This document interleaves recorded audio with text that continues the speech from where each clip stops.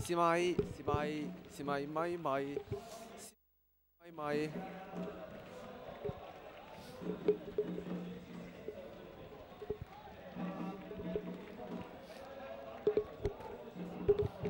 試咪咪咪咪咪咪試咪試咪。係啊。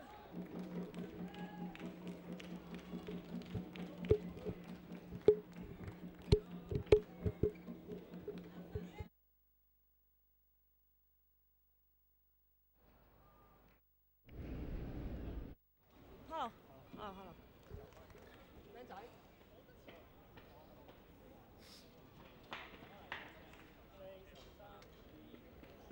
咁身邊咧揾嚟謝霆鋒啦，同我哋做個訪問啦。咁記得啦，即係29號啦，啱啱踢完香港隊嘅比賽。咁講緊只係有2日嘅休息，體力恢復成點樣呢？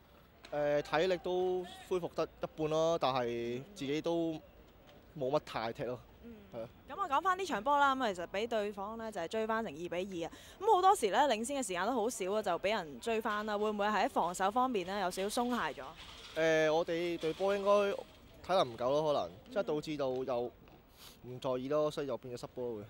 咁嚟緊呢，就比賽將會對屯門啊、港青啊，咁但係季尾呢，有幾場硬仗，咁球隊會點樣去預備呢？希望就穩守突擊先啦，就攞得1分咯，即係對強隊咯。好，唔該晒你 ，thank you。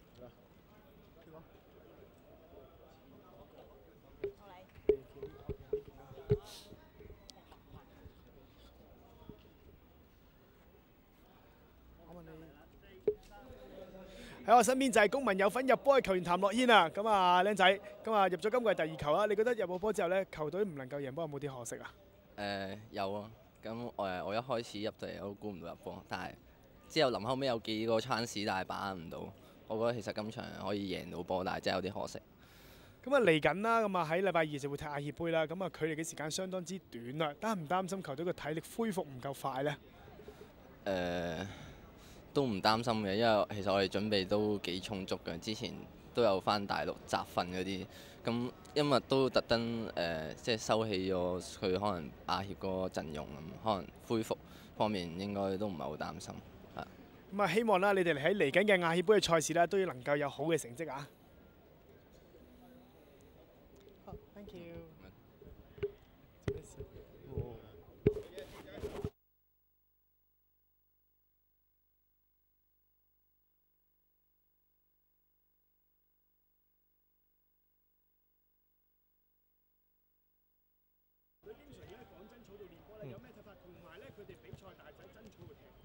咁變咗球員嗰個適應力需要調整㗎啦，因為睇翻你真草比賽嘅話呢，咁可能會冇咁平坦啊，同埋如果你落雨啊，個波個球速啊嗰個速度啊，會比喺仿真草度仲要快咯，咁變咗球員會比較難適應啲嘅，但係都睇翻都要係一個高質素嘅草地，咁嗰個影響力先會大啲咯。咁你對於香港嘅草地嘅質素啦，自己咧又有啲乜嘢特別同埋你覺得點樣有啲方法可以？因為其實睇翻我哋如果喺草地練波，香港嘅草地球場練波嘅話，有個好大嘅問題就係香港個草地質素好一般啊。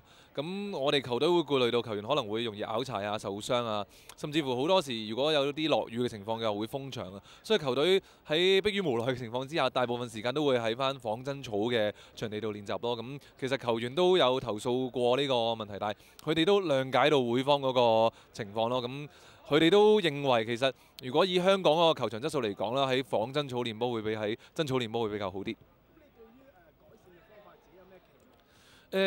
我就對草嗰方面咧就唔係有太大研究嘅，咁但係其實睇翻我哋香港種嗰隻草個質素，其實係咪可以試下轉一轉呢？可以仿下好似國內有啲地方，因為我哋都去過深圳啊、廣州啊，咁有啲場地其實嗰個草地質素係非常之理想嘅。咁其實睇翻個氣候，廣州一帶同香港唔係話相差太大分別。咁其實我哋可以試下係咪可以即係學下人哋用佢哋嗰隻草。睇下喺香港種落去啊，同埋如果踢得多嘅情況之下，會唔會比而家香港用緊嗰隻草地嗰個種類又會比較好啲？